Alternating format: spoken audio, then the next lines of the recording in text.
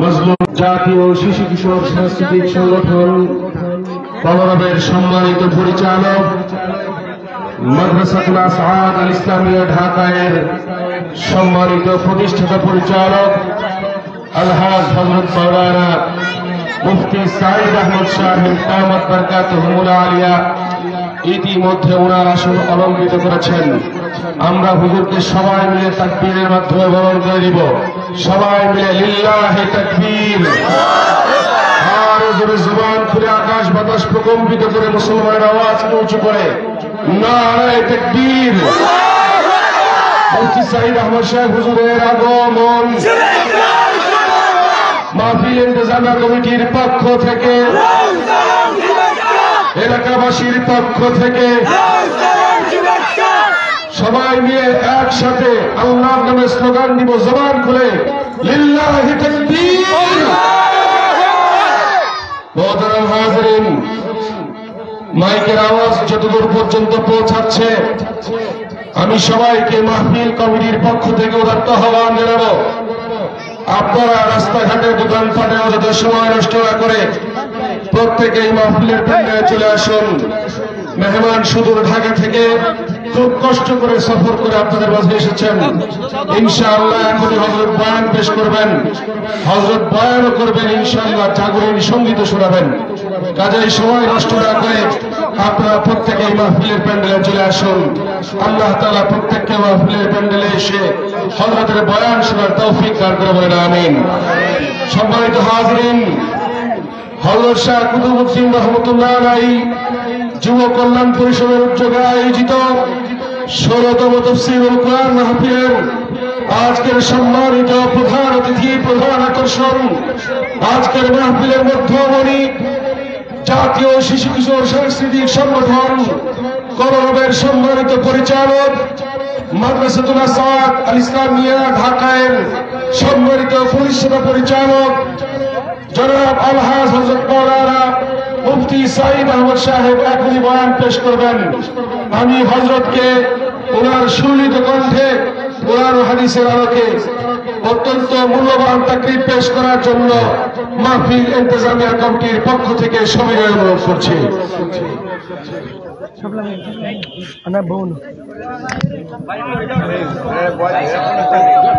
সম্মানিত উপস্থিতি, আপনারা দাঁড়িয়ে আছেন যারা, মেহরবানি করে আপনারা প্যান্ডেল নিচে বসে পড়ুন। কারণ দাঁড়িয়ে যাই ভাই আছেন, আমি মেহরবানি করে অনুরোধ করছি আপনারা প্যান্ডেল নিচে বসে পড়ুন। আমাদের প্যান্ডেল পরিপূর্ণ হয়ে যাবে আপনারা বসলেই। একটা মানুষের জন্য দাঁড়ানোর অবস্থায় না থাকেন, মেহমানকে সম্মান করা আমাদের একান্ত দায়িত্ব। সম্মানিত উপস্থিতি, আপনারা দেখতে পাচ্ছেন মাঠের পূর্ব পাশে যারা দাঁড়িয়ে আছেন, মেহরবানি করে প্যান্ডেল নিচে সবাই বসে পড়ি ইনশাআল্লাহ।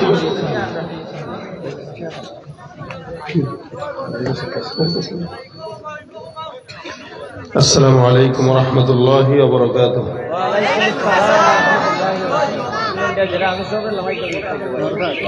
إن الحمد لله علي الذات عظيم الصفات سمي السمات كبير الشان جليل القدر رفيع الذكر مطاع الأمر جلي البرهان فخيم الاسم عزيز العلم وسيع الحلم كثير الغفران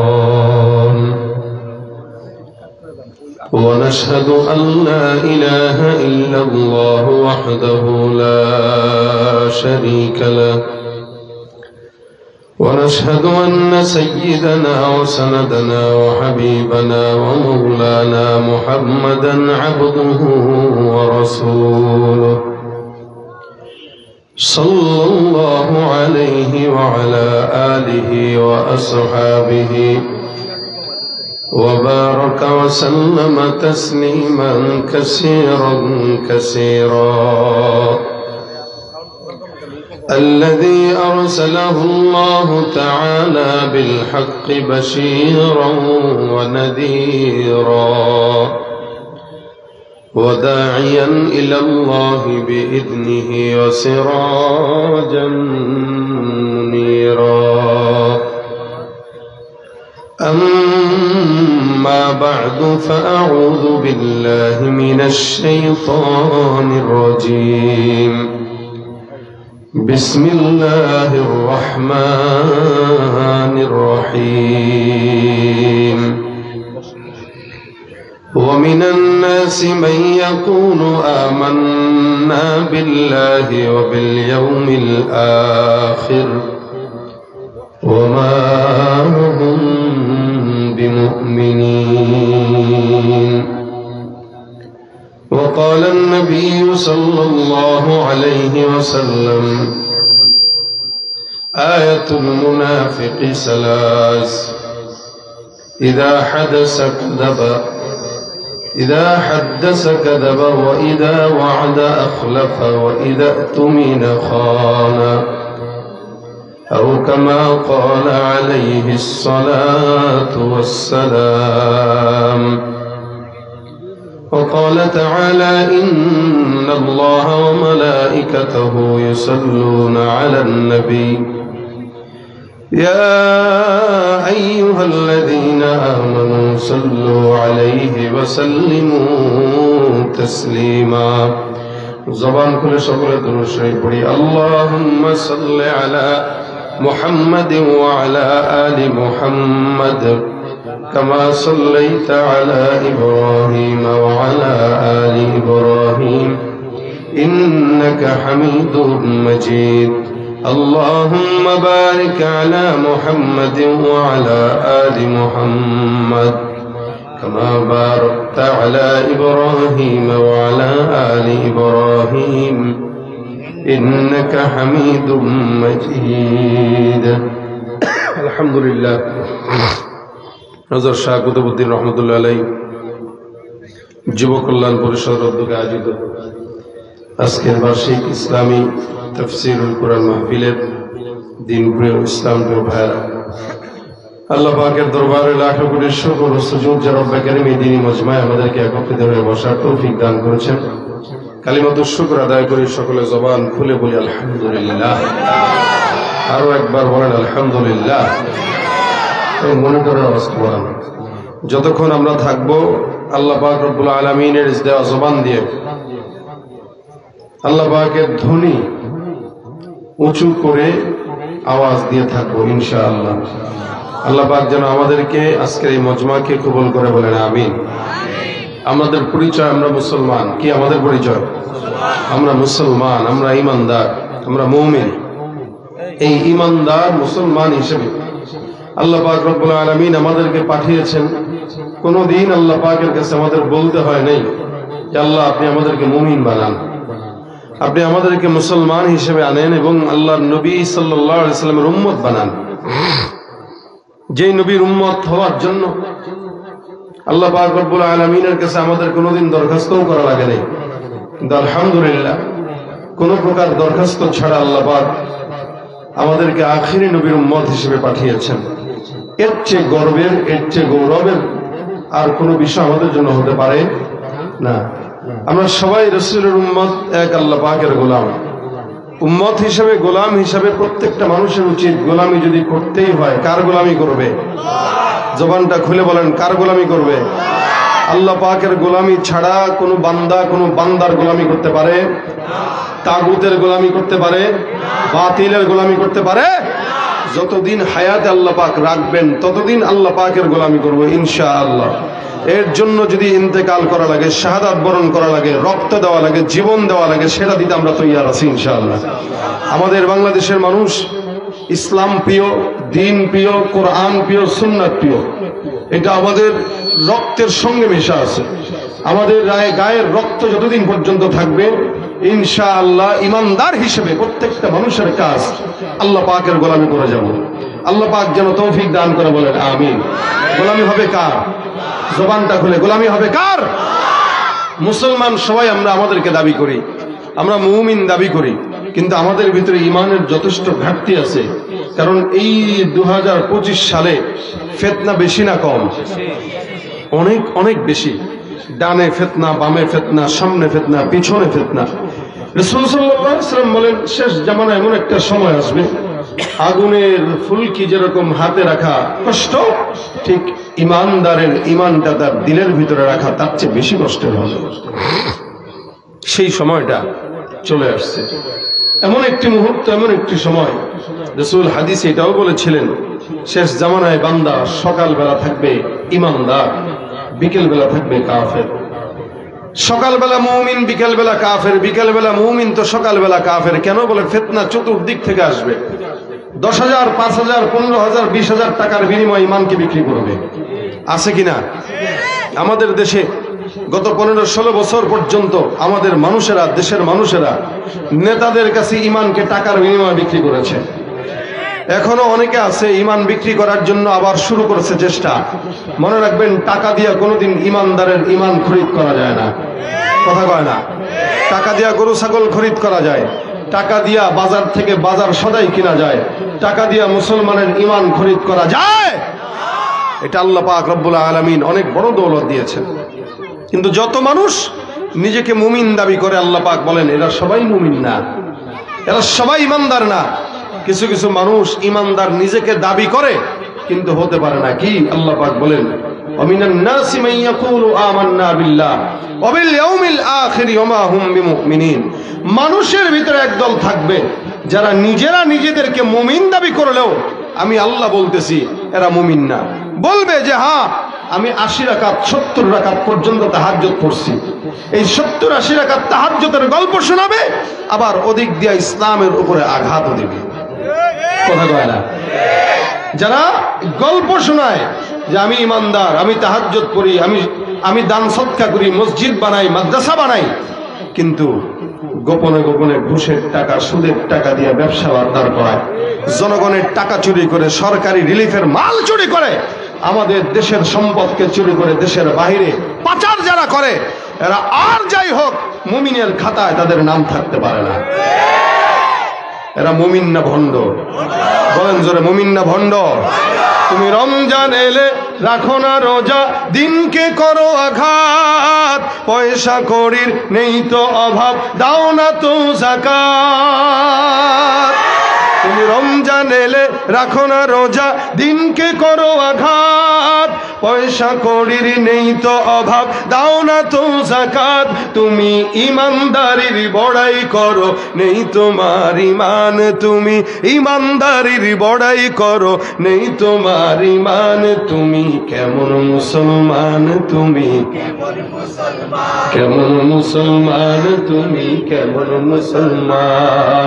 নামাজের সাথে নাই পরিচয়, মানো না কোরআন, নামাজের সাথে নাই পরিচয়, মানো না কোরআন। তুমি মান, তুমি কেমন মুসলমান? তুমি নবীর উম্মত দাবি করো, সুন্নাহ মানো না, নবীর অপমানে তোমার হৃদয় কাঁদে না।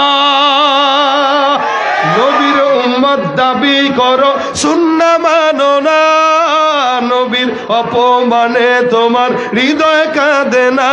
তুমি বিজাতীয় সংস্কৃতিতে সপেছ পরাণ, তুমি বিজাতীয় সংস্কৃতিতে সপেছ পরাণ। তুমি কেমন মুসলমান, কেমন মুসলমান, তুমি কেমন মুসলমান, তুমি কেমন মুসলমান?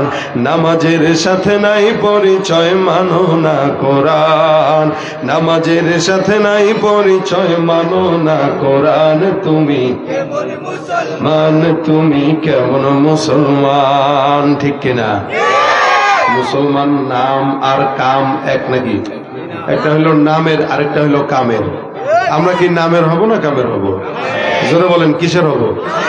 ভাই তুমি ফুল টোটাল আউটপুটটা বাড়াও, ওই বক্স বাড়াও, এটাও বাড়াও, আমার মাইক্রোফোনের ভোকালটাও বাড়াও, তোমার সাউন্ড গলা টানতেছে, সব বাড়াও।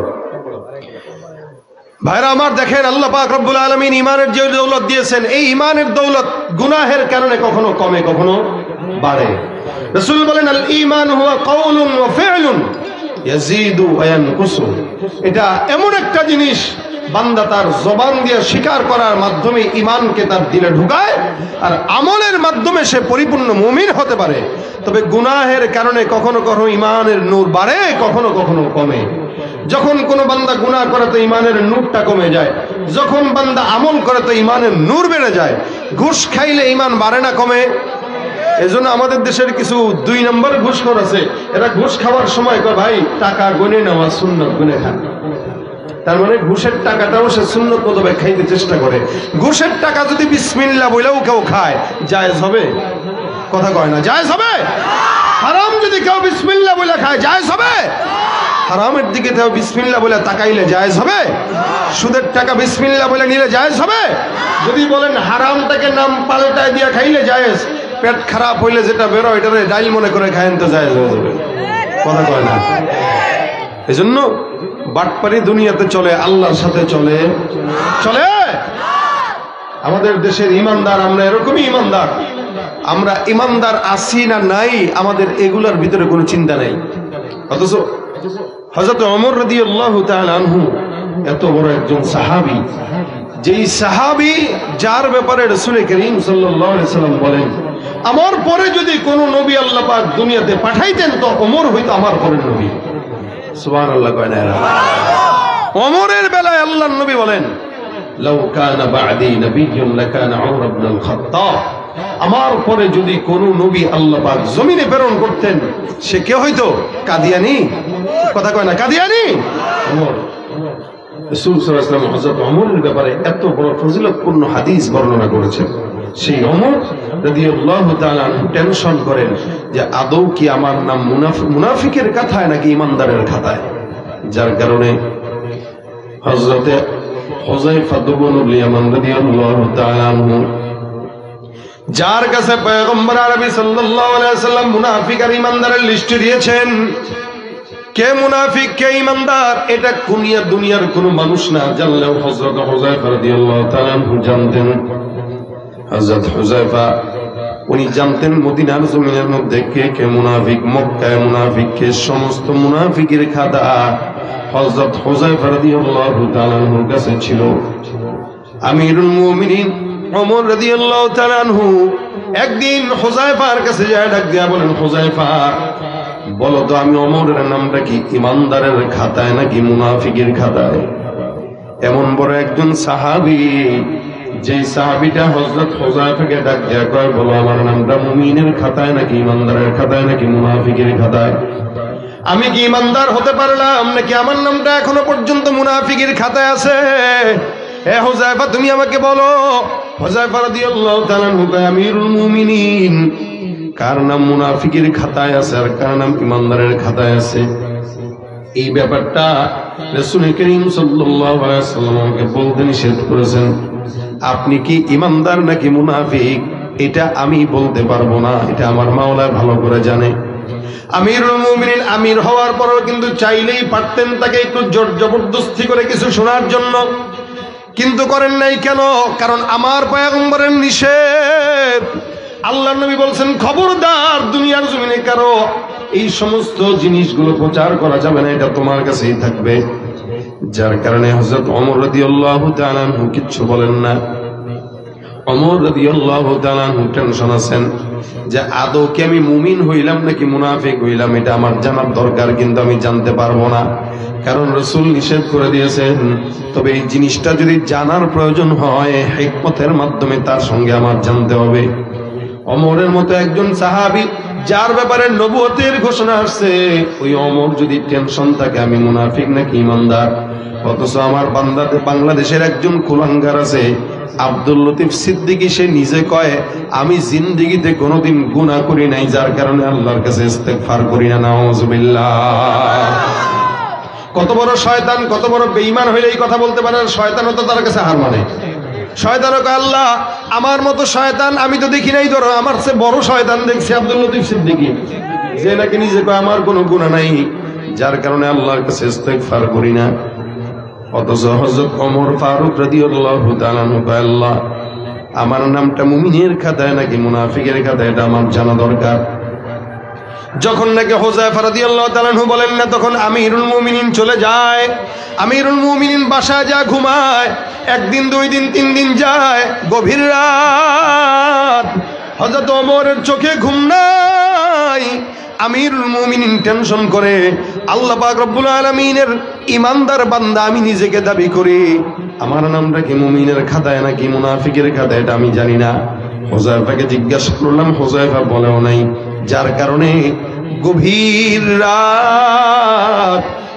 রাতে আমিরুল মুমিনিন হুযায়ফার ঘরের মধ্যে চলে যায়, যে ডাক দিয়া কয়, হুযায়ফা বলো তো, আমি ওমর তোমার কাছে একটা প্রশ্নের জবাব নেওয়ার জন্য আসলাম, প্রশ্নের জবাবটা আমাকে দিবা।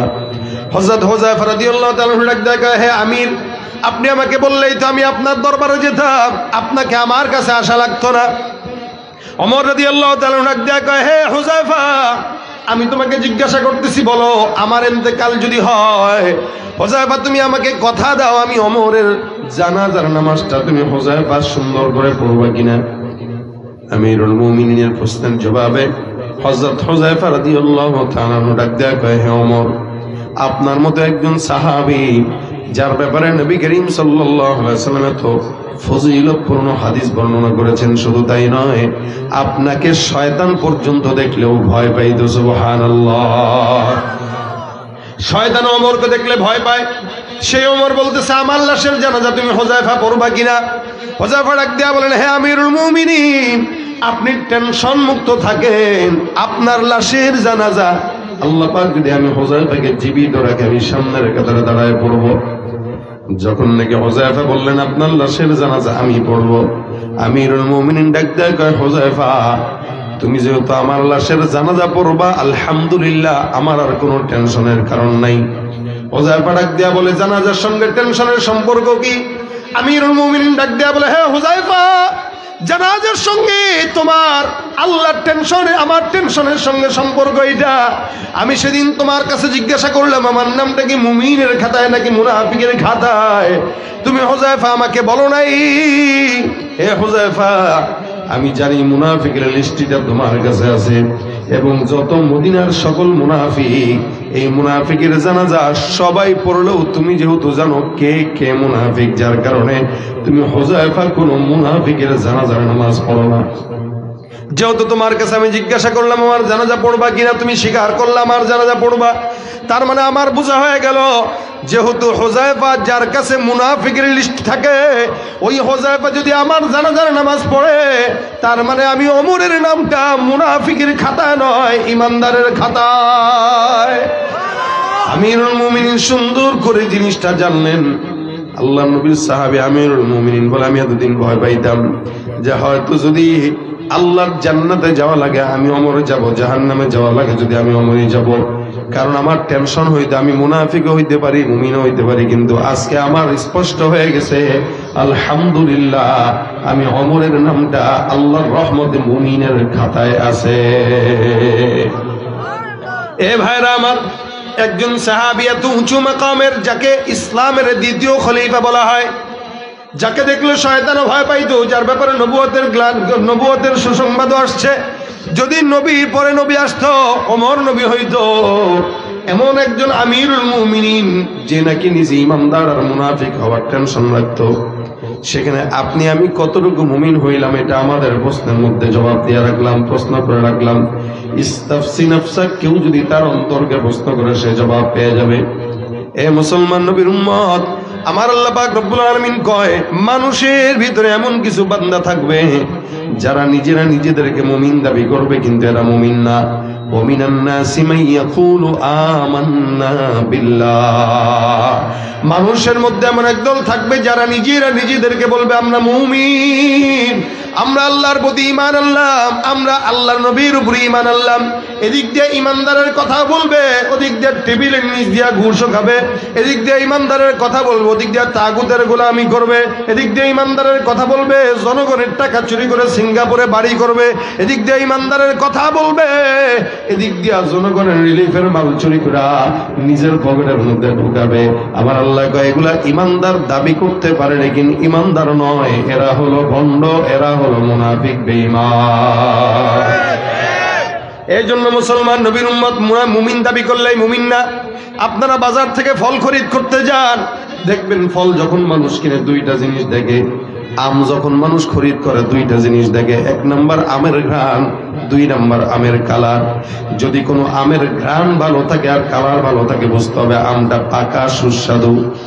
আম যদি ঘ্রাণ আর সুস্বাদু থাকে, আমের ঘ্রাণ যদি ভালো থাকে, কালার যদি ভালো থাকে, বলা লাগে না ভাই এটা কিনেন ভালো জিনিস। এমনি মানুষ কেনার জন্য পাগল হয়, দেখলেই চেনা যায়। ঠিক তেমনি ভাবে প্রত্যেকটা বান্দা যারা আছো, এই প্রত্যেকটা ইমানদারের দুইটা গুণ থাকবে, একটা হইল তার রং, আরেকটা হইল তার ঘ্রাণ। ইমানের কালার আর ঘ্রাণ যদি ঠিক থাকে, বুঝতে হবে ইমানদার। কিন্তু কালারও নাই, ঘ্রাণও নাই, যতই দাবি করুক ইমানদার নয়, বেঈমান। চেহারা দেখলেই বোঝা যায়, সীমাহুম ফি বুজুহিহিম মিন আথারিস সুজুদ। চেহারা দেখলেই বোঝা যায়, সিজদার দাগ কপালে দেখা যায়, সিজদার নূর কপালে দেখা যায়। জবানের ভিতরে সুন্নতি দাড়ি থাকে, জবানের ভিতরে আল্লাহ রাব্বুল আলামিনের চেহারা, আল্লাহর নামাজের নূর থাকে, গায়ের ভিতরে সুন্নতের আলামত থাকে। যদি ইমানের ঘ্রাণ আর কালার ঠিক থাকে, এই মানুষের কাছে বইলা বইলা বেড়ায় না আমি ইমানদার, বরং চেহারা দেখলেই বোঝা যায় কে ইমানদার আর কে চোর।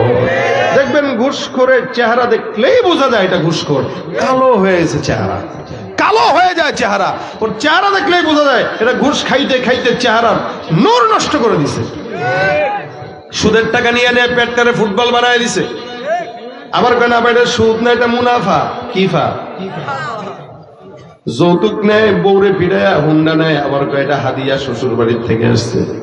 লজ্জা লাগার কথা, মুসলমানের সন্তান যৌতুক খায়। কত বড় ছোট লোক হইলে পরে বড় বাড়ির থেকে আলমারি, খাট, গহনা নেয়। যেগুলো এগুলা নেয়, এগুলোর মতো ছোট লোকের বাচ্চা এই দুনিয়াতে আর কেউ নাই, ঠিক কিনা?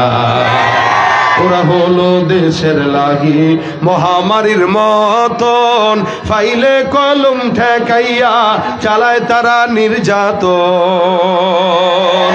ওরা হলো দেশের লাগি মহামারীর মতন, ফাইলে কলম ঠেকাইয়া চালায় তারা নির্যাতন। ঘুষের টাকায় ওদের ভুড়ি, ঘুষের টাকায় ওদের ভুড়ি, পরে যে টান টান। ওরা শিক্ষিত শয়তান, ওরা শিক্ষিত শয়তান, ওরা শিক্ষিত শয়তান, ওরা আওয়াজ দেয় না, ওরা শিক্ষিত শয়তান, ওরা শিক্ষিত শয়তান, ওরা শিক্ষিত শয়তান। শিক্ষাঙ্গনের দিকে ভাইরে দেখো না চোখ মেলিয়া, ছাত্ররা সব বই ছাড়িয়া থাকে শুধু প্রেম লইয়া। বিয়া করে নাই কারা কারা হাতটা তুলো। বিয়া করে নাই কারা কারা? কাকু বউ নাই করে, ফকির মিসকিন, এই শীতের ভিতরে বউ ছাড়া ঘুমায় কারা? এরা। এই যে এইগুলার কিন্তু ডার্লিং নিয়ে ঘোরার সম্ভাবনা আছে, কথা ঠিক নেই? শিক্ষাঙ্গনের দিকে ভাইরে দেখো না চোখ মেলিয়া, ছাত্ররা সব বই ছাড়িয়া থাকে শুধু প্রেম লইয়া। অস্ত্র সে তো সঙ্গের সাথী, অস্ত্র সে তো সঙ্গের সাথী, হইতে মাস্তান। ওরা শিক্ষিত শয়তান, ওরা শিক্ষিত শয়তান, ওরা শিক্ষিত শয়তান, ওরা শিক্ষিত শয়তান। আমার খেলাফত দিয়ে দিছি নাকি আপনাদের?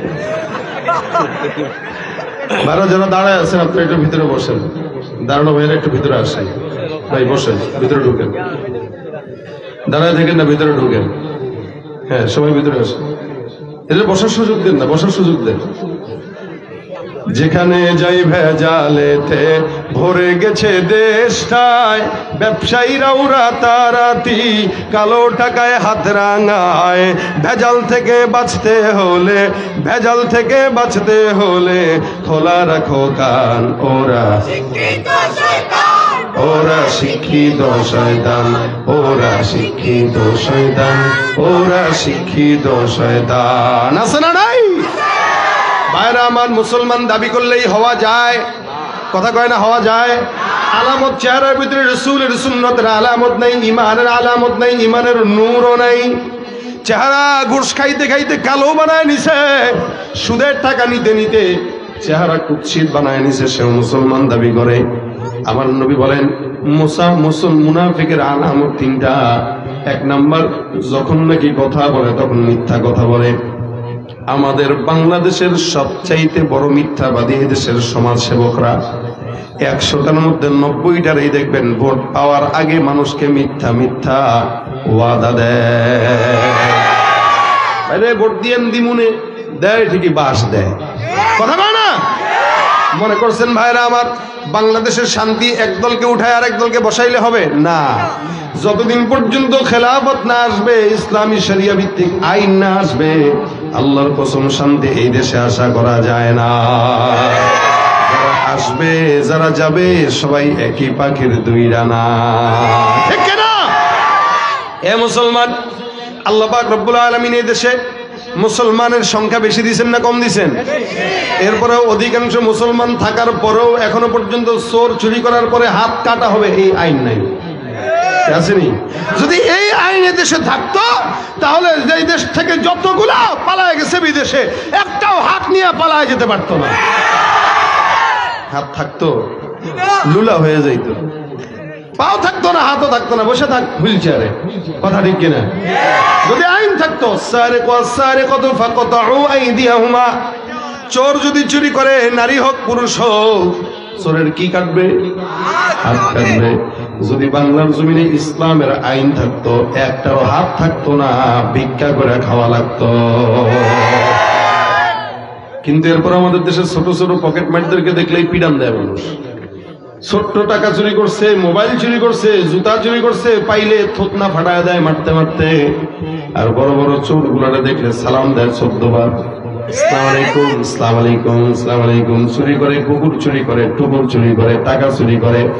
রাস্তা ঠিক করার জন্য 50 লক্ষ বাজেট করছে, 40 লক্ষ নাই 10 লক্ষ বানায় দেয়। যে রোড বানাইলো, রোডটা কিছুদিন পর পুকুর হয়ে যায়। এরপরও বান্দারা তারা দেখলে সালাম দেয়। কারণে বলতেছি, মনে রাখবেন, এই দেশ থেকে একদল আসবে আরেক দল যাবে। 53 বছর পর্যন্ত শান্তি পাই নাই, আরো 53,000 বছর গেলেও শান্তি মিলবে না কোরআন ছাড়া, ঠিক কিনা? ইসলাম যদি কেউ মানে, শান্তি আসবে কি আসবে না জোরে কন? একদল আসবে আমেরিকার গোলামি করবে, আরেক দল আসবে ইন্ডিয়ার গোলামি করবে, আরেক দল আসবে লন্ডনের গোলামি করবে। যতদিন তাগুতের গোলামি চলবে শান্তি আসবে না। আল্লাহর গোলামি ছাড়া এই জমিনে শান্তি আশা করা যায় না। যাদের হাতে যায় ক্ষমতা, দেশ যেন বাপের ভিটা, রাখতে চেয়ার শুরু করে বিদেশিদের পাচাটা। যাদের হাতে যায় ক্ষমতা, দেশ যেন বাপের ভিটা, রাখতে চেয়ার শুরু করে বিদেশিদের পাচাটা। বিদেশিদের কথা মতো চালায় ওরা নিজের দেশ, বিদেশিদের কথা মতো চালায় ওরা নিজের দেশ। দেখতে দেখতে গোল্লায় গেল আমার সোনার বাংলাদেশ। একসঙ্গে জোরে, দেখতে দেখতে গোল্লায় গেল আমার সোনার, দেখতে দেখতে গোল্লায় গেল আমার। মনিটর বাড়াও। একে একে শেষ করেছি, সবার দেখা হইল শেষ। দেখতে দেখতে গোল্লায় গেল আমার সোনার বাংলাদেশ। কেউ দিল না, সবাই নিল, আমরা যে কলুর বলদ। সারা বছর নেয় না খবর, নির্বাচনে খুব দরদ। কেউ দিল না, সবাই নিল, আমরা যে কলুর বলদ। সারা বছর নেয় না খবর, নির্বাচনে খুব দরদ। নির্বাচনের আগে নেতা ধরে কত রকম বেশ, নির্বাচনের আগে নেতায় ধরে কত রকম বেশ। দেখতে দেখতে গোল্লায় গেল আমার সোনার বাংলাদেশ, দেখতে দেখতে গোল্লায় গেল। একে একে শেষ করেছি, সবার দেখা হইল শেষ। দেখতে দেখতে গোল্লায় গেল আমার সোনার বাংলাদেশ, দেখতে দেখতে গোল্লায় গেল। মুসলমানের দেশটা মোদের আছে খাতা কলমে, দোষের দোষী যে বাজারাই শাস্তি পায় যে আলেমে।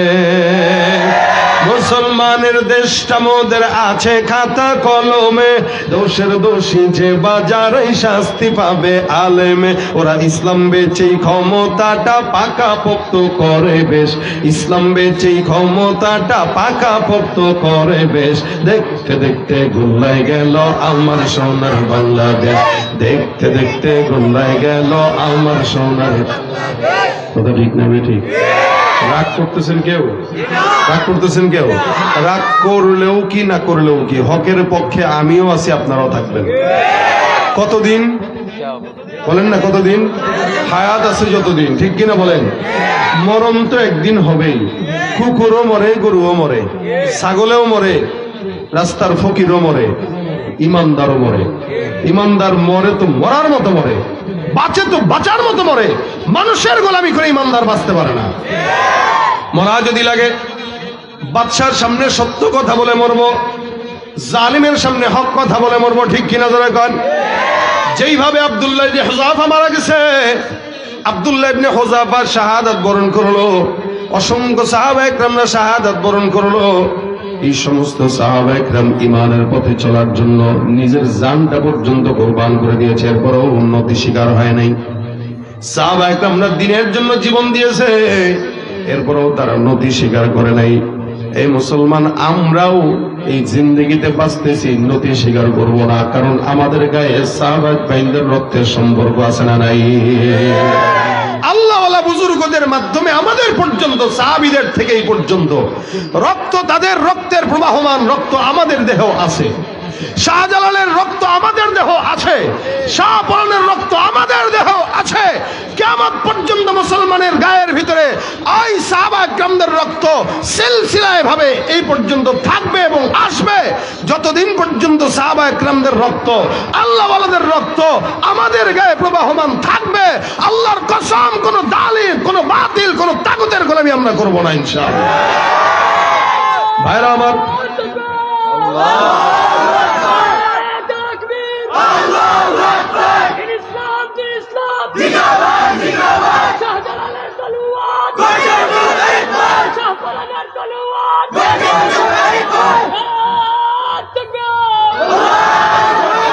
লড়াইয়ের ওই ময়দানেতে যেতে তোমাকে হবে, প্রয়োজনে সব রক্তটুকু জমিনেই ঢেলে দেবে। লড়াইয়ের ওই ময়দানেতে যেতে তোমাকে হবে, প্রয়োজনে সব রক্তটুকু জমিনেই ঢেলে দেবে। তবুও তোমায় লড়তেই হবে, মানিবে না পরাজয়। তবুও তোমায় লড়তেই হবে, মানিবে না পরাজয়। বিপ্লব মানে জীবন দেয়া বসে থাকা নয়, সে কোনদিন আসবে না রে। বিপ্লব মানে জীবন দেয়া বসে থাকা নয়, সে কোনদিন আসবে না রে, করো যদি ভয়। কোথা থেকে কোন ভিনদেশী শকুন আমার দেশে এসে সেবার নামে বসলো জুড়ে মীর জাফরের বেশে। কোথা থেকে কোন ভিনদেশী শকুন আমার দেশে এসে সেবার নামে বসলো জুড়ে মীর জাফরের বেশে। ওদের করতে নাস্তানাবুদ হতে হবে নির্ভয়। বিপ্লব মানে জীবন দেয়া বসে থাকা নয়, সে কোনদিন আসবে না রে, করো যদি ভয়। ঠিক কিনা? ঈমানের জন্য তৈয়ার থাকবো তো ইনশাআল্লাহ। আল্লাহ আমাদের কবুল করুক, জোরে বলেন আমিন। লিল্লাহি তাকবীর। ভাইরা আমার, আব্দুল্লাহ ইবনে হুযাফা নবী করিম সাল্লাল্লাহু আলাইহি সাল্লামের আদেশে কোন একটা যুদ্ধের ময়দানে গেলেন, মুতার যুদ্ধে। যুদ্ধের সময় পারস্যের রোম সম্রাটের বাদশাহ নিজে বন্দী করলেন সাহাবা ইকরামদের একটা কাফেলা। এই কাফেলা আব্দুল্লাহ ইবনে হুযাফা সহ বাদশার কাছে যখন ধরা পড়ল, আব্দুল্লাহ ইবনে হুযাফা রাদিয়াল্লাহু তাআলা আনহুকে বাদশা মহোদয় ডাকলেন, বললেন এই সাহাবা ইকরামদের মধ্যে কে সেনাপতি, তাকে আমার কাছে নিয়ে এসো। কোন মতে তার ঈমান থেকে তাকে সরানো যায় কিনা সেই ফিকির করা দরকার। কারণ রোম সম্রাটের বিরুদ্ধে যে ব্যক্তি খুব জিহাদ ঘোষণা করে, বুঝতে হবে এই ব্যক্তিটা সাধারণ কোন ব্যক্তি নয়, এই ব্যক্তিটা অনেক দামি ব্যক্তি। আল্লাহর নবীর সাহাবীদের সেনাপতি ছিলেন আব্দুল্লাহ ইবনে হুযাফা। রোম সম্রাট তাকে ডাক দেয়া কয়ে, শোনো, তোমাকে দেখে আমার পছন্দ হয়েছে, তোমার চেহারাও সুন্দর, তোমার সমস্ত কিছু ভালো, তোমার সাহস অনেক অনেক বেশি, যার কারণে রোম সম্রাটের বিরুদ্ধে জিহাদ করার জন্য আসছো। তোমাকে আমি একটা অফার দেই, একটা কথা শুনবা। আমি তোমাকে বলতেছি, ঈমানটাকে ছেড়ে দাও, মুহাম্মদের গোলামি ছেড়ে দাও, যা চাও তাই দেব। শুধু তাই নয়, আমার একটা সুন্দরী নারী আছে, মেয়ে আছে, এই সুন্দরী কন্যার সঙ্গে তোমার বিবাহের সম্পর্ক আমি জড়ায় দেব। শুধু তাই নয়, রোম সম্রাটের অর্ধেক জাহানের খেলাফতের দায়িত্ব আমি তোমাকে দিয়ে দিব। অর্ধেক জাহানের বাদশাহী তোমাকে দান করব, আমার মেয়েটাকেও দান করব। তোমাকে আমার পছন্দ হয়েছে, তুমি এখন বলো আমার এই প্রস্তাবে তুমি রাজি কিনা? আল্লাহর বান্দা আব্দুল্লাহ ইবনে হুযাফা রাদিয়াল্লাহু তাআলা আনহু ওই বাদশা মনে করছে এত বিশাল বড় একটা অফার দিলে মনে হয় মানবে। কিন্তু মনে রাখবেন, ইমানদার মানুষ বান্দাকে আল্লাহ পাক যে ইমানের নূর দান করছেন, এই ইমানটা এই টাকা দিয়া বান্দা তার বাজার থেকে বিভিন্ন জিনিস খরিদ করতে পারে, টাকা দিয়া গরু ছাগল কিনা যেতে পারে, লেকিন টাকা দিয়া মুসলমানের ইমান কোনোদিন খরিদ করা যায় না। রোম সম্রাট মনে করলো মনে হয় টাকা দিয়া তাকে কিনে ফেলবে। যখন নাকি বলল আমার কন্যাকে আমি তোমাকে দিব আর আমার অর্ধ জাহানের অর্ধ বাদশাহী দিব, রোম সম্রাটের অর্ধেক বাদশাহী তোমাকে আমি দান করব, আল্লাহর বান্দা আব্দুল্লাহ ইবনে হুযাফা ডাক দিয়া বলে, এ পারস্যের কুকুর, তুমি কি মনে করছো আল্লাহর নবীর প্রতি যে ঈমান, এই ঈমানটা মনে হয় এত দুর্বল? এই জমিনের মধ্যে 100 বার যদি হায়াত পাই, 100 বার আমি আল্লাহর জন্য নবীর জন্য শাহাদাত বরণ করতে রাজি, তুমি ঈমান কারো কাছে দিতে রাজি নয়। আব্দুল্লাহ ইবনে হুযাফা স্পষ্ট ভাষায় জানায় দেয়, পারস্যের বাদশা বারবার চিন্তা করে মুখের উপরে আমাকে এত বড় অপমান, এতগুলো মানুষের সামনে ঈমান আনলো না, আমার মেয়েকে বিয়ে দিব, এত বড় একটা অফারও সে বুঝলো না, অর্ধেক বাদশাহী দিব এটাও সে বুঝলো না, আমাকে রোমের কুকুর বলে সম্বোধন করলো। রাগ যখন মাথার মধ্যে উঠে গেল, আদেশ দেয়া কয় আব্দুল্লাহ ইবনে হুযাফাকে একসঙ্গে এদের সঙ্গে জেলখানায় নিয়ে যাও। খবরদার 1 সপ্তাহ একে কোনো খাবার দেওয়া যাবে না, পানিও দেওয়া যাবে না। 1 সপ্তাহ পর্যন্ত না খাওয়া সাহাবী আব্দুল্লাহ ইবনে হুযাফাকে বন্দী করে রাখলো। 1 সপ্তাহের মাথায় ওনার হায়াত একদম নিভু পর্যায়ে চলে গেছে। নড়তেও পারে না, চড়তেও পারে না, কথাও বলতে পারে না। 1 সপ্তাহ পরে ডাক্তার আসলো দেখার জন্য। আল্লাহর বান্দাকে যখন ডাক্তার দেখতে আসলো, ডাক্তার ডাক দেয়া গবার সানন্দা, যেই হালত দেখে আসলাম একটু পরেই বান্দার হায়াত শেষ হয়ে যাবে, দয়া করে এই বান্দাকে বাঁচানোর জন্য খাবারের প্রয়োজন, পানির প্রয়োজন। বাদশা কয় যাও যাও, বাদশাকে খাবার দিবা, তবে কি দিবা শোনো, শুকরের গোশত দিবা আর শরাব দিবা। শুকরের গোশত দেওয়ার শরাব দাও, কারণ বাদশা এটা জানে এক একজন ইমানদারের ইমান এত এত সবল, এই ইমানের জন্য, ইমান দেহটার ভিতরে যেমন শক্তি, তাদের ইমানেও শক্তি আছে। এই বান্দার যেহেতু দেহের শক্তি শেষ, বান্দার এখন ইমানের শক্তি দুর্বল করার পালা। এই ইমানের শক্তি যদি দুর্বল করতে হয়, হারাম গোশত খাওয়ানো লাগবে। যখন বান্দার দেহের মধ্যে হারাম জিনিস ঢুকবে, তখন তার ইমান দুর্বল হয়ে যাবে। যেহেতু এই বান্দা এখন ক্ষুধার্ত, এই কারণে বান্দাকে শুকরের গোশত দাও আর শরাব দাও। ক্ষুধার যন্ত্রণায় যেটাই পাবে বান্দা সেটাই খেতে রাজি হয়ে যাবে। বাদশা মনে করলো আব্দুল্লাহ ইবনে হুযাফা মনে হয় শুকরের গোশত দেখলে হুমড়ি খেয়ে পড়বে, কারণ জান বাঁচানো তো ফরজ। শরাব পাইলেও তো মনে হয় খাবে। বাদশার তরফ থেকে যখন আব্দুল্লাহ ইবনে হুযাফার সামনে শুকরের গোশত গেল আর শরাব গেল, ডাক্তার তাকে ডাক দেয়া কয়, শোনো, তোমার সামনে খাবার যেটা আসছে এটা গরু অথবা ছাগলের গোশত না, এই গোশতটা বাদশা তোমার কাছে শুকরের গোশত পাঠাইছে, আর যে পানিও দেখতেছো এটা সাধারণ পানি নয়, এটা হলো শরাব। যেই নাকি শরাব আর শুকরের গোশতের কথা শুনলেন, তার সামনে রাখা হলো আব্দুল্লাহ ইবনে হুযাফা। এতক্ষণ পর্যন্ত ছিল দুর্বল, আল্লাহর বান্দার এখন শক্তি এমন জায়গা থেকে চলে আসছে, আল্লাহর বান্দাটা লাথি দিয়া ওই শুকরের গোশত আর শরাবটাকে 1 লাথি দিয়ে ওখান থেকে ফেলে দিয়েছে। আল্লাহু আকবার, জবান ফেলে দেখেন, শুকরের গোশতও ফেলে দিল, শরাবও ফেলে দিল। বাদশার নামদারের কাছে খবর গেল, আরে আব্দুল্লাহ ইবনে হুযাফা তো এখনো দুর্বল হয় নাই। বলে কেন? যেই খাবার পাঠাইলেন এই খাবারটা লাথি দিয়ে ফেলে দেয়, শুকরের গোশতটাকেও ফেলে দিল, পানিটাকেও ফেলে দিল। সে বলতেছে মরতে রাজি হবে, কিন্তু শুকরের গোশত হারাম জিনিস ভিতরে ঢুকাবে না। অথচ এই সাহাবাজ মাইনের দল এক সময় শুকরের গোশত খাইতো, হারামও খাইতো। ইসলামের আলোর মধ্যে যখন আসছে এমন ভাবে ছাড়ছে, মরতে রাজি হয়েছে, কিন্তু সে হারাম জিনিসের গায়ে হাত দিতে রাজি হয় নাই। মক্কায় যখন শরাবটা আল্লাহ নবী সাল্লাল্লাহু আলাইহি ওয়াসাল্লামের উপর যখন শরাবের আয়াত নাজিল হইল যেগুলো হারাম, ওয়ায়াসআলুনাকা আনিল খামরি ওয়াল মাইসির কুল ফীহিমা ইসমুন কাবীরু ওয়া মানাফিউ লিন-নাস ইয়া আইয়ুহাল্লাযীনা আমানু ইজতানিবু, এ বান্দারা তোমরা বেঁচে থাকবা কোথা থেকে বলে আনিল খামরি ওয়াল মাইসির ওয়াল আনসাব, তোমাদের উপর হারাম করা হলো মদ জুয়া, এগুলো তোমরা হারাম, যেহেতু তোমরা এগুলোর থেকে দূরে থাকো। আল্লাহ পাক রব্বুল আলামিন যখন হারামের আয়াত নাজিল করে দিলেন, সাহাবা আজমাইন সব ঘরের ভিতর থেকে বড় বড় মদের মটকা সবগুলোকে ফেলে দেয়, একটা মদও নাই। প্রত্যেকটা গলি অলিগুলো যেমন মদে সয়লাভ হয়ে গেছে, এই যে ফেলছে মরণ পর্যন্ত কোনো বান্দার মদের মধ্যে হাত দেয় নাই। এই বান্দারা বাদশার কাছে যখন খবর গেল আব্দুল্লাহ ইবনে হুযাফা সুগরের গোশত আর মদ থেকে লাথি দিয়ে ফেলে দিয়েছেন, বাদশা ডাক দেয়া কয়, এ আব্দুল্লাহ ইবনে হুযাফাকে আমার সামনে ডেকে নিয়ে আসো, জল্লাদ নিয়ে আসো।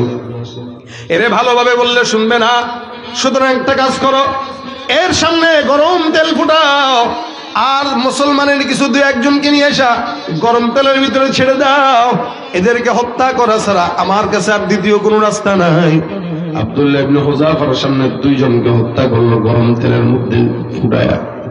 আব্দুল্লাহ ইবনে হুযাফাকে ডাক দেয়া কয়, শোনো দেখো, চিন্তা করো, এই যে তোমার সামনে দুইজনকে গরম তেলের মধ্যে ফুটায়া মারলাম, বলো ইমান আনবা না ইমান রাখবা নাকি ছাড়বা? আব্দুল্লাহ ইবনে হুযাফা ডাক দিয়া বলেন, এ বাদশাহ, ইমান রাখবো নাকি ছাড়বো প্রশ্নই তো আসে না, এই প্রশ্ন করার দরকারও নেই। আল্লাহ পাক হায়াত দিয়েছে, একটা হায়াত দিয়েছে, ইমানের হায়াত দিয়েছে। ইমানদার মরে একবার, তবে বারবার মরে না। ইমানদার মরে একদম বুকটা উঁচু করে বিড়ালের মতো নয়, বরং সিংহের মতো মরে, আর সিংহের মতোই বাঁচে। আমাকে আল্লাহ পাক ইমানের দৌলত দান করেছেন। যেই জনকে তুমি হত্যা করলা তারা আল্লাহর সঙ্গে এখন দিদার হয়ে গেছে অলরেডি। আমার আল্লাহ পাক রব্বুল আলামিন বলেন, তোমরা এদেরকে মৃত বলো না, এরা যারা আল্লাহর রাস্তায় শাহাদাত বরণ করে ঈমানটাকে নিয়া, এগুলো মরতে দেরি, লেকিন আল্লাহর সঙ্গে দিদার হতে দেরি হয় না। সাহাবী আব্দুল্লাহ ইবনে হুযাফার পালা হয়ে গেছে। বাদশা ডাক দিয়া বলতেছে, এবার আব্দুল্লাহ ইবনে হুযাফাকে গরম তেলের ভিতরে ফুটাও, একে এছাড়া আর কোনো দ্বিতীয় রাস্তা নাই। আব্দুল্লাহ ইবনে হুযাফা রাদিয়াল্লাহু তাআলা আনহুকে গরম তেলের মধ্যে যখন ফুটাবে, আব্দুল্লাহ ইবনে হুযাফা পাতিলের সামনে ডেকে সামনে যারা দাঁড়া দেবার কান্নাকাটি করতেছে। বাদশা মহোদয় ডাক দিয়া কয়, মনে হয় আল্লাহর বান্দাটা ভয় পেয়ে গেছে, এরে আমার কাছে নিয়ে আসো, কারণ ইন্তেকালের আগে চোখের পানি আমার ভালো লাগতেছে না। বাদশার সামনে আব্দুল্লাহ ইবনে হুযাফাকে নিয়ে আসা হলো।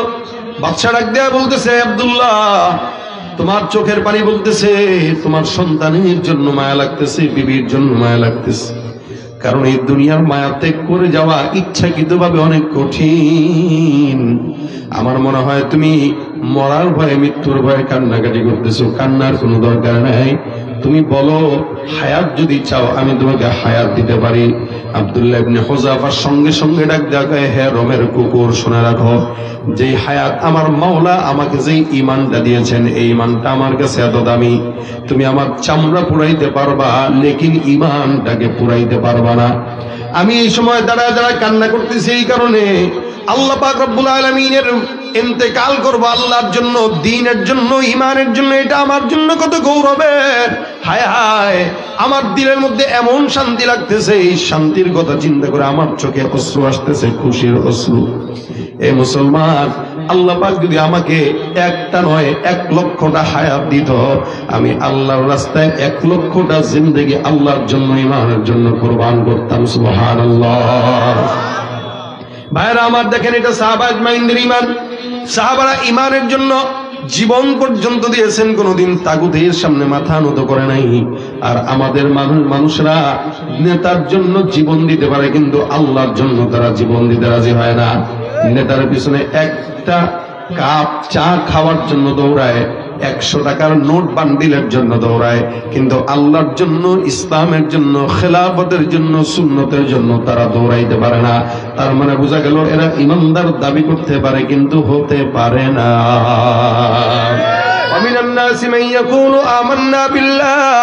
মানুষের ভিতরে একদল থাকবে যারা বলবে আমরা আল্লাহর প্রতি ঈমান আনলাম, ওয়া বিল ইয়াউমিল আখির, আখিরাতের উপরে ঈমান আনলাম। কিন্তু আল্লাহ বলতেছেন ওমা হুম বিমুমিনিন, আল্লাহ পাক বলেন এরা একটাও ইমানদার নয়, একটাও মুমিন নয়। মনে রাখবেন ইমানদার তার ইমানটার সবচেয়ে বড় অস্ত্র। আচ্ছা মুসলমানের কাছে টাকা নাই, সম্পদ নাই, অস্ত্র নাই, কিন্তু ইমানের অস্ত্র বড় অস্ত্র, ঠিক কিনা? দেখছেন না বিডিআরদের সাথে ওই যে বর্ডারে যুদ্ধ করতে গেছে লাঠি নিয়ে, ওই ওদের কাছে অস্ত্র আর এর কাছে শুধু একটা লাঠি, যায় কয় মারবো ধরে। কত বড় সাহস থাকলেও অস্ত্রওয়ালার কাছে যায় লাঠি নিয়ে গেছে বিড়ানোর জন্য। কারণ কি জানেন, এই যে জুলাই আগস্টের বিপ্লবে আমার বাংলার দামাল ছেলেরা মৃত্যুবরণ করা শিখে গেছে। একবার যদি কেউ মৃত্যুবরণ করা শিখে যায়, কিয়ামত পর্যন্ত এদের সাহস বেড়ে যায়। এরা ইমানের জন্য, দেশের জন্য একবার না 1000 বার জীবন দিতে তৈরি হয়ে যায়, যেটা আমার বাংলাদেশের জনগণ করতেছে। একবার যেহেতু মরণ বরণ করা শিখে গেছে, এদেরকে আর কেউ মরার ভয় দেখাইতে পারবে পশ্চিমকালেও না। দেশের জন্য যদি 1000 মারা যায়, ইমানের জন্য 1 লক্ষ মরতে তৈরি হবে ইনশাআল্লাহ। কথা কয় না, তৈরি হবে কিনা?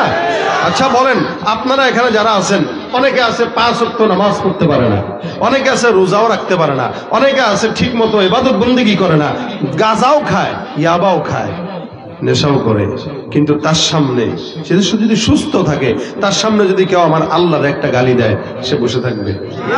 আপনারা বসে থাকবেন? কেউ যদি আমার নবীকে নিয়ে একটা গালি দেয়, বসে থাকবেন?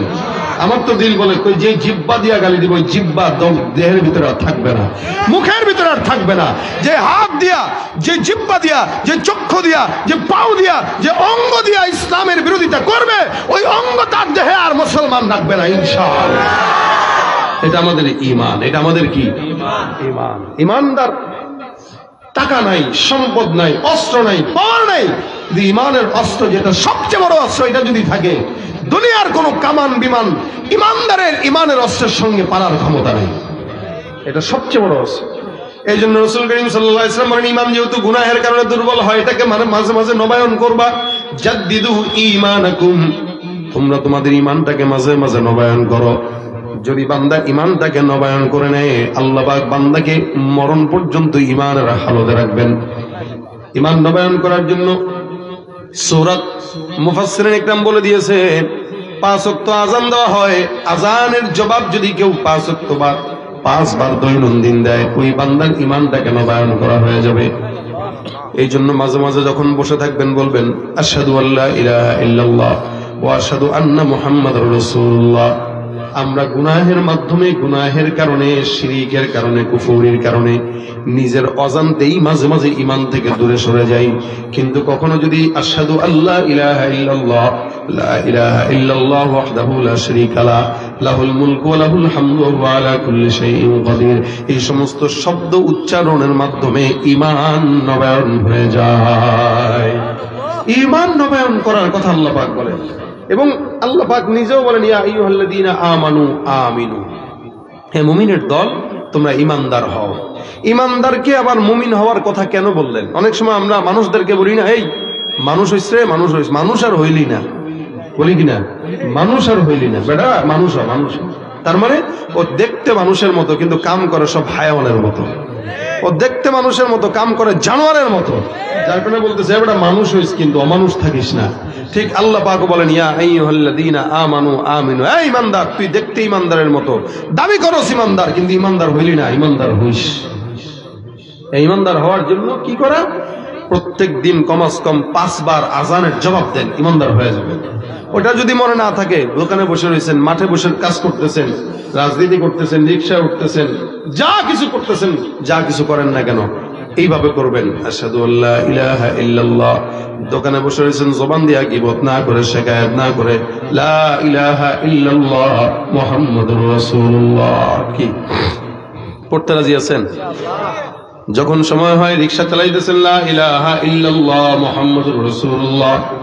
বিবিদেরকে বলবেন, সন্তানকে দুধ পান করাইতেছে, বলো লা ইলাহা ইল্লাল্লাহ মুহাম্মাদুর রাসূলুল্লাহ। যেখানে যাবেন সময় আছে, লা ইলাহা ইল্লাল্লাহ মুহাম্মাদুর রাসূলুল্লাহ। হাতের কাজ আছে, পায়ের কাজ আছে, জবানের কোনো কাজ নাই, জবানের কাজ থাকবে লা ইলাহা ইল্লাল্লাহ মুহাম্মাদুর রাসূলুল্লাহ। পারবেন ইনশাআল্লাহ? জবানে এই শব্দ যদি উঠাইতে পারেন, আমাদের জবানের একটাই মাত্র শব্দ লা ইলাহা লা ইলাহা, এগুলো আমাদের ইমানের কালেমার বাণী। এই কালেমার বাণীর জন্য যদি মরতে হয় মরতে রাজি আছি কিনা? আল্লাহ কবুল করুক, জোরে বলেন আমিন। এই জন্য হায়াতে যতদিন বাঁচবো জবানের মধ্যে একটাই জিকির, একটাই শব্দ, লা ইলাহা ইল্লাল্লাহ, লা ইলাহা ইল্লাল্লাহ, লা ইলাহা ইল্লাল্লাহ, লা ইলাহা ইল্লাল্লাহ, লা ইলাহা ইল্লাল্লাহ মুহাম্মাদুর রাসূলুল্লাহ। এই কালেমা বারবার বেশি বেশি পড়বেন, আল্লাহ পাকের কাছে পছন্দের হবেন। কারণ রাসূল সাল্লাল্লাহু আলাইহি ওয়াসাল্লাম বলেছেন, আফদালুদ যিকরি লা ইলাহা ইল্লাল্লাহ। সবচেয়ে উত্তম জিকির হলো এটা। হাতের কাজ পায়ের কাজ তো হয়ই, ফাঁকে ফাঁকে যখন সময় হয় জবান দিয়ে একবার বলে দিবেন। আমাদের তো চায়ের দোকানে বসলে খালি গীবত শেখার ছাড়া অন্য কোনো কিছু হয় না। আর গ্রামের চায়ের দোকান এক একটা বিশাল বড় সংসদ, এই সংসদের স্পিকার থেকে চাওয়ালা, এনে বসে বসে যত উল্টাপাল্টা রটনা আছে, উল্টো ঘটনা আছে, যত গীবত শেখায় সব ওই চায়ের দোকান থেকেই ছড়ায়। অমুকে কি করছে, তমুকে কি করছে, চেয়ারম্যান কি করছে, মেম্বার কি করছে, হুজুরি কি বলছে, বক্তা কি ভুলে গেছে। খালি মানুষের তলা খোঁচায়, নিজের তলায় যে দোষের অভাব নাই ওদিকে কোনো নজরই নেই। নিজের তলায় ময়লা ভরা, নিজেরটা সাফ করেন, আরেকজনেরটা সাফ করতে যায় ময়লা লাগায়। এই জন্য আরেকজনের গীবত, হিংসা, প্রতিহিংসা, পরনিন্দা না করে যখন সুযোগ হয় লা ইলাহা ইল্লাল্লাহ, এটা ঈমানকে মজবুত করে। দেখেন না, এই বেঈমানের দলেরা এই শব্দগুলোকে ভয় পায়, তাকবীরের শব্দগুলোকে ভয় পায়। কেন? এগুলা জজবাওয়ালা শব্দ, এগুলা ওজনওয়ালা শব্দ, এগুলো জবান দিয়ে বের হইলে বেঈমানদের ঘুম হারাম হয়ে যায়। আল্লাহ আমাদেরকে এই লা ইলাহা ইল্লাল্লাহটা বারবার পড়ার তৌফিক দান করুন, ঈমানকে নবায়ন করার তৌফিক দান করুন, জোরে বলেন আমিন।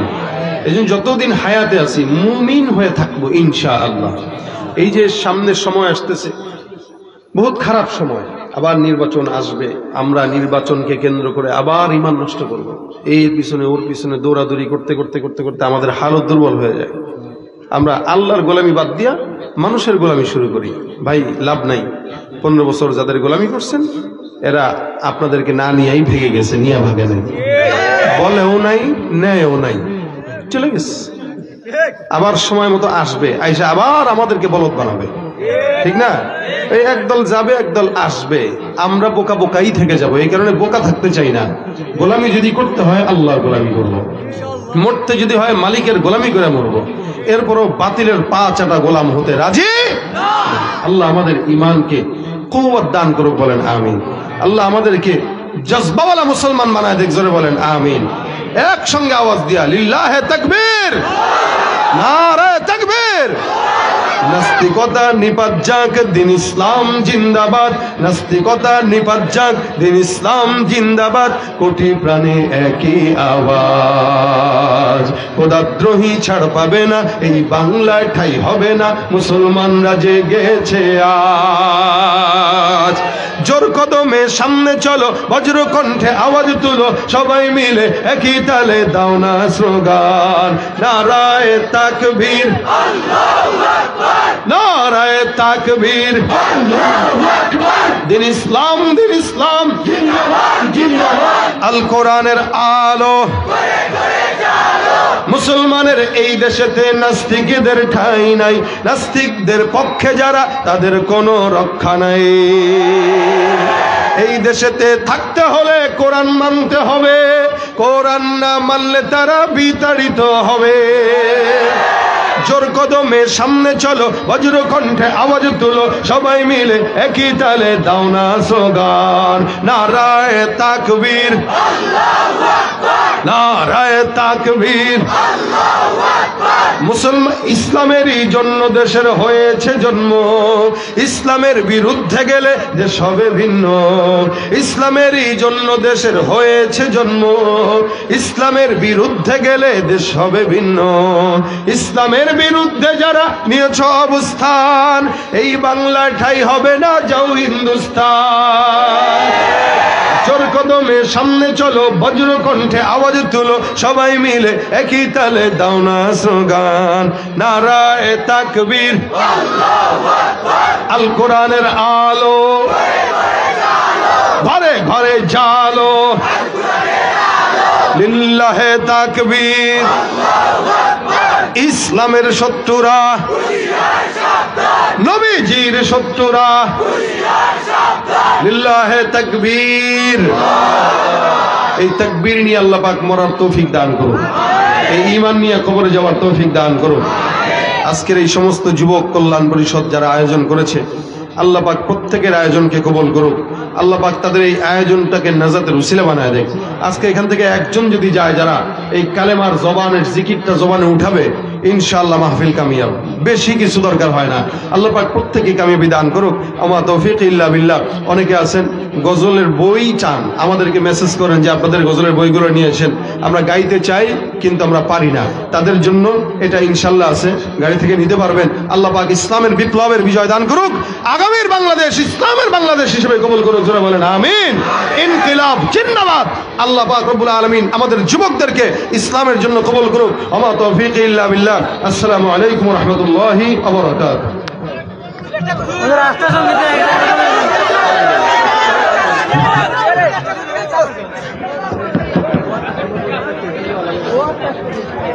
আলহামদুলিল্লাহ সম্মানিত উপস্থিতি আমরা সালাতুল ইশার আজান হবে এশার নামাজের পরে আমাদের কাঙ্ক্ষিত মেহমান হযরত মাওলানা শেখ মোহাম্মদ আব্দুল হক সাহেব আছেন এবং হযরত মাওলানা সাব্বির আহমদ উসমানী সাহেব ছিলেন উনিও তশরিফ এনেছেন ইনশাআল্লাহ